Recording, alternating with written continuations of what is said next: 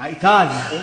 شو لك بايطاليا؟ مش ابنك بفرنسا؟ ولك هو اخذنا على ايطاليا فرجينا عليها. وحلوه ايطاليا؟ شو حلوه بتجن. ايه برمناها قرني حتى رحنا شفنا البابا كمان. ليش المرحوم بيك بعده طيب؟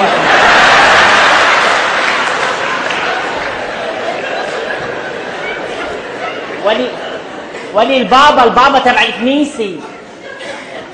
هذا اللي بيلبس دشتاشي بيضة وبيحط طقوس على راسه. ايه هو رحنا شفناه. هيدا بتسموه البابا؟ ايه.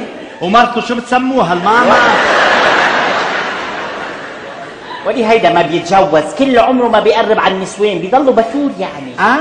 بيضلوا بتول، بيقربش على النسوان. بيقربش على النسوان. تشوفي البابا اللي عندي يعني لك.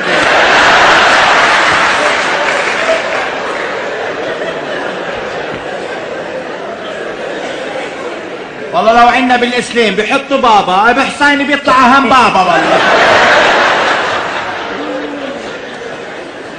ما علينا شو بيشتغل البابا؟ بك هيدا خليفة مار بطرس. خليفة مين؟ مار بطرس اللي معه مفتاح الجنة.